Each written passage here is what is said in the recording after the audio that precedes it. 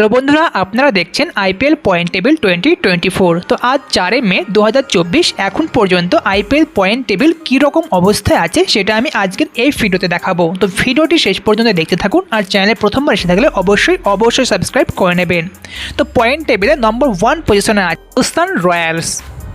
তারা 10টা ম্যাচ খেলেছে এবং 10টা ম্যাচ খেলে 8টি ম্যাচ উইন করেছে এবং তারা 16 পয়েন্ট নিয়ে পয়েন্ট টেবিলের শীর্ষে অবস্থান করেছে। এবং তাদের নেট রান রেট যদি দেখা যায় +0.622 এখানে রান রেট আছে। তো রান রেটটা যথেষ্ট ভালো রান রেট মেনটেন করে এখানে আছে।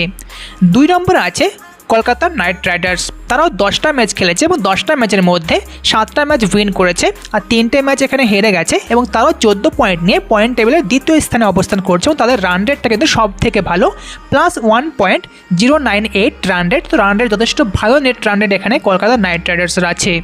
এবং নম্বর 3 পজিশনে আছে লখনৌ সুপার জায়ান্টস। তো লখনৌ সুপার জায়ান্টস এখানে তারা 10টা ম্যাচ খেলেছে এবং 10টা ম্যাচ খেলে 6টা ম্যাচ উইন করেছে, 4টে ম্যাচ এখানে হেরে গেছে এবং তারা 12 পয়েন্ট নিয়ে পয়েন্ট টেবিলের তৃতীয় নম্বর স্থানে অবস্থান করছে এবং তাদের নেট রান রেট আছে +0.094। তো নেট রেটটাও এখানে ঠিকঠাক আছে এখানে। 4 নম্বরে আছে সানরাইজার্স হায়দ্রাবাদ। তো হায়দ্রাবাদ এখানে 10টি ম্যাচ খেলে ফেলেছে এবং তারা এখানে 6টি ম্যাচ উইন করেছে এবং 4টি ম্যাচ হেরেছে এবং তারাও 12 নম্বর পয়েন্ট নিয়ে এখানে পয়েন্ট টেবিলের 4র্থ নম্বরে স্থান করছে এবং তাদের নেট রান রেট +0.072। এরাও ঠিকঠাক রান রেট এখানে আছে। আর 5 নম্বর পজিশনে আছে চেন্নাই সুপার কিংস। তারাও 10টি ম্যাচ খেলে ফেলেছে এবং 10টি ম্যাচ খেলার পর 5টা ম্যাচ উইন করেছে, 5টা ম্যাচ হেরে গেছে এবং তারা 10 পয়েন্ট নিয়ে পয়েন্ট টেবিলের 5ম স্থানে অবস্থান করছে এবং তাদের নেট রান রেট যদি দেখা যায় +0.627। তো নেট রান রেটটাও ঠিকঠাক আছে চেন্নাই সুপার কিংসের। 6 নম্বরে আছে দিল্লি ক্যাপিটালস। তো দিল্লি ক্যাপিটালস তারা 11টি ম্যাচ খেলেছে এবং 11টি ম্যাচ খেলে তারা 5টি ম্যাচ উইন করেছে এবং 6টি ম্যাচ হেরে গেছে এবং তারা 10 পয়েন্ট নিয়ে পয়েন্ট টেবিলের 6ষ্ঠ স্থানে অবস্থান করছে এবং তাদের নেট রান রেট যদি দেখা যায় -0.442। তো এখানে তারা নেট রান রেটে মাইনাসে চলে গেছে, তাদেরকে নেট রান রেট আরও উন্নত করতে হবে। নম্বর 7-এ আসছে পাঞ্জাব কিংস। তারা এখানে 10টি ম্যাচ খেলেছে এবং 10টি ম্যাচের মধ্যে 4টে ম্যাচে জয়লাভ করেছে এবং 6টি ম্যাচে তারা এখানে পরাজিত হয়েছে এবং তারা 8 পয়েন্ট নিয়ে পয়েন্ট টেবিলের 7ম স্থানে অবস্থান করছে এবং তাদের রান রেট যদি দেখা যায় -0.062 নেট রান রেট এখানে আছে। তারা মাইনাসে যাচ্ছে, এরকম বাকি ম্যাচগুলো তো জিততে হবে, তার সঙ্গে নেট রান রেটটাও দেখেও খেয়াল রাখতে হবে। 8ম পজিশনে আছে গুজরাট টাইটান্স। তারাও 10টা ম্যাচ খেলে ফেলেছে এবং 10টি ম্যাচ খেলে 4টি ম্যাচ জয়লাভ করেছে, 6টি ম্যাচ এখানে পরাজিত হয়েছে এবং তারা 8 পয়েন্ট নিয়ে পয়েন্ট টেবিলের 8ম স্থানে অবস্থান করছে এবং তাদের নেট রান রেট সবচাইতে খারাপ -1.113। তো নেট রান রেট তো অবস্থা খুবই খারাপ এখানে গুজরাট টাইটান্সের। তো গুজরাট টাইটান্স যেটা বলা যেতে পারে যে এবার আইপিএলে তারা কিন্তু কোয়ালিফাই করতে পারবে না, কোয়ালিফাই না করার চান্সেস কিন্তু 90%-এর উপরে আছে।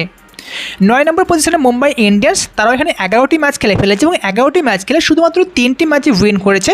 তো 3টি ম্যাচ জয়লাভ করেছে এবং 8টি ম্যাচ তারা এখানে পরাজিত হয়েছে এবং তাদের নেট রান রেট যদি দেখা যায় এখানে -0.356 এবং তারা 6 পয়েন্ট নিয়ে পয়েন্ট টেবিলের 9ম স্থানে অবস্থান করছে। এবং আপনাদের বলে রাখি, মুম্বাই ইন্ডিয়ান্স কিন্তু কোনো রকমভাবেই আর কোয়ালিফাই করতে পারবে না, তারা কিন্তু টুর্নামেন্ট থেকে বাইর হয়ে গেছে।